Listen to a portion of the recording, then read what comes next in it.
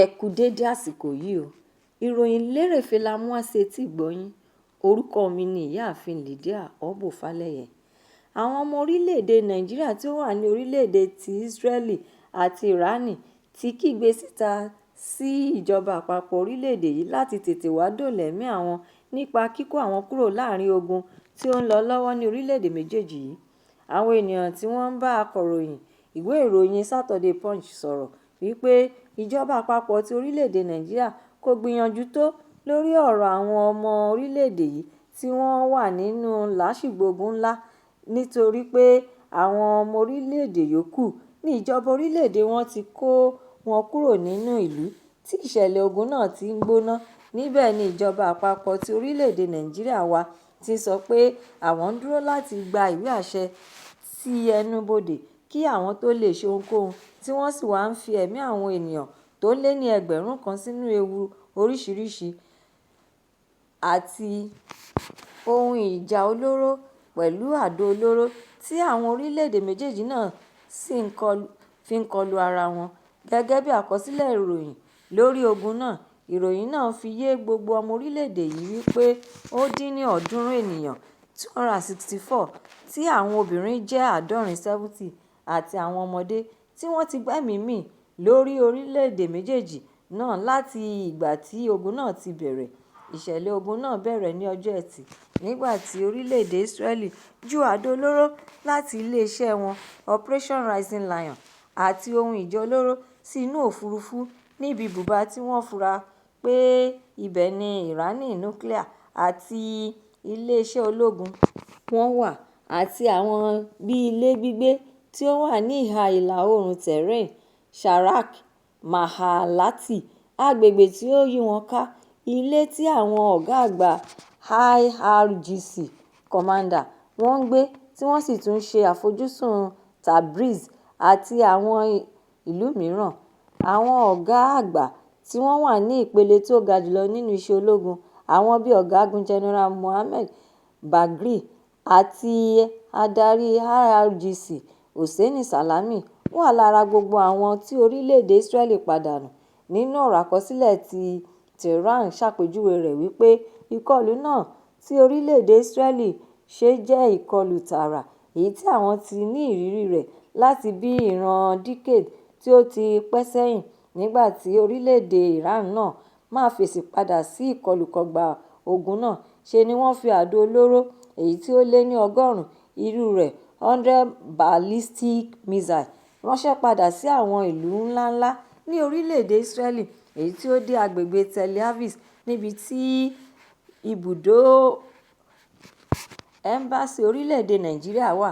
Nígbà tí àwọn akọ̀ròyìn ti ìwé Saturday Punch lọ ṣàyẹ̀wò ìròyìn náà, ṣe ni wọ́n rí wípé ìlú Tel Aviv àti Jerusalem ni àwọn ọmọ orílẹ̀-èdè yìí pọ̀ sí jù tí wọ́n sì ń gbé. Orísun tí ìròyìn náà ti jáde fi ìdí rẹ̀ múlẹ̀ wípé ọrọ̀ ajé, ẹ̀sìn àti oríṣiríṣi ètò ìgbàládùn ni àwọn ìjọba orílẹ̀-èdè Israel ti dá dúró fún ìgbà díẹ̀ ná. Ẹ̀kúnrẹ́rẹ́ ìròyìn náà wà nínú ìwé ìròyìn Punch. Rògbòdìyàn tuntun mìíràn ti bẹ́ sílẹ̀ ní ìpínlẹ̀ Taraba láàrin àwọn ẹgbẹ́ TV àti darandaran ti Fúlàní ní agbègbè ìjọba ìbílẹ̀ Bali, tí ọ̀pọ̀lọpọ̀ àwọn ènìyàn sì farapa yánnayànna àti tí dúkìá tó tó mílíọ̀nù sì bàjẹ́.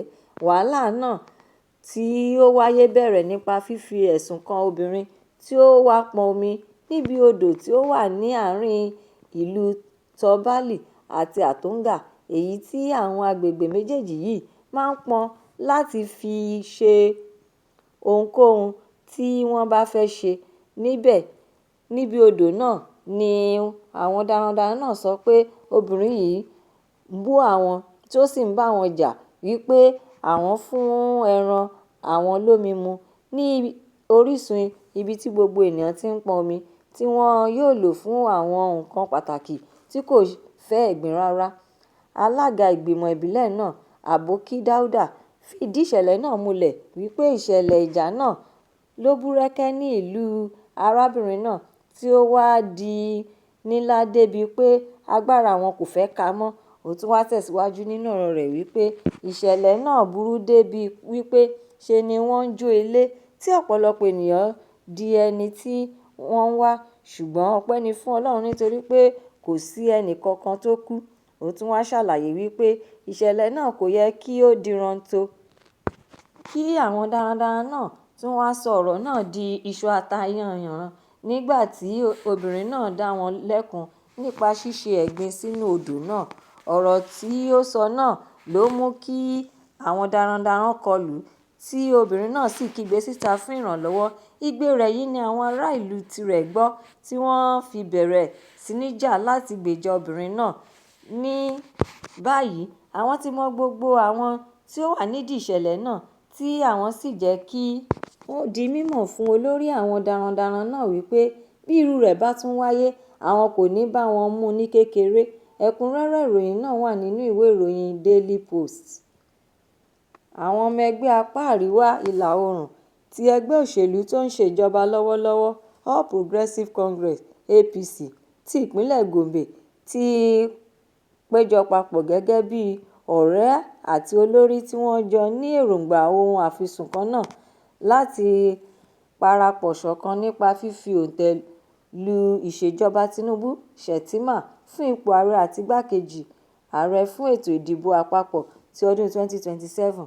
Àwọn olórí àti alákòóso ti apá àríwá ìlà oòrùn náà wá ń ṣàṣàrò lórí bí wàhálà ṣe bẹ̀rẹ̀ ní ibi ìpàdé wọn tó wáyé ní ọjọ́ 15 oṣù kẹfà ọdún 2025, nígbà tí àwọn alátìlẹyìn fún igbákejì ààrẹ ṣe bẹ̀rẹ̀ sí ní pariwo pé Alhaji Kashim Shettima ni ó gbọ́dọ̀ ṣe igbákejì ààrẹ Tinubu ní ètò ìdìbò àpapọ̀ ti ọdún 2027. Èyí tí àwọn náà wá tún ṣe àgbéyẹ̀wò ọ̀rọ̀ náà wípé kí Shettima kó sì tún tẹ̀síwájú ní ipò igbákejì ààrẹ nítorí pé ọdún 2 péré tí wọ́n ti lò lórí àga àlééfà náà ṣe ni ó dúró digbí tí ọ̀gá rẹ̀ tí ó sì tún ń ṣiṣẹ́ takuntakun gẹ́gẹ́ bí igbákejì ààrẹ láti rí i wípé àwọn jìjọ gbé orílẹ̀-èdè Nàìjíríà lọ sí èbúté ayọ̀. Nítorí ìdí èyí, kò yẹ kí àwọn yọ ọwọ́ kílàńkò rẹ̀ láwo. Ṣe ni ó yẹ kí àwọn jẹ́ kí ó tún máa bá ọ̀gá rẹ̀ ṣiṣẹ́ papọ̀ lọ, àti pé bí gbogbo nǹkan ṣe ń rí yìí, àwọn tí ó yẹ kí ó ké e lẹ́yìn kí wọ́n sì dúró tì í ni wọ́n kọ ẹ̀yìn sí ní ìpele àti fi òǹtẹ̀ lu ìpadà sí ipò rẹ̀ gẹ́gẹ́ bí igbákejì ààrẹ ní ètò ìdìbò àpapọ̀ tí ó ń bọ̀ lọ́nà, tí wọ́n wá ń bu iyọ̀ sójú egbò rẹ̀. Àwọn ènìyàn náà ni wọ́n lo àǹfààní ìpàdé tí ó wáyé náà láti fi yé Shettima pé àwọn kò ní ìgbẹ́kẹ̀lé nínú rẹ̀ mọ́, àyàfi kí wọ́n fi ẹlòmíràn rọ́pò rẹ̀.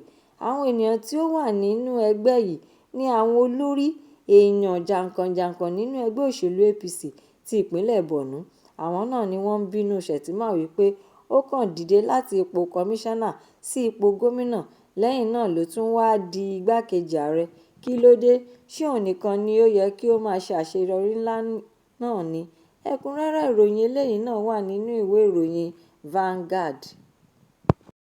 Ìròyìn Lerefe Toni kò ní jù báyìí lọ. Ẹ ṣé tí ẹ̀ ń tẹ́tí gbọ́ mi.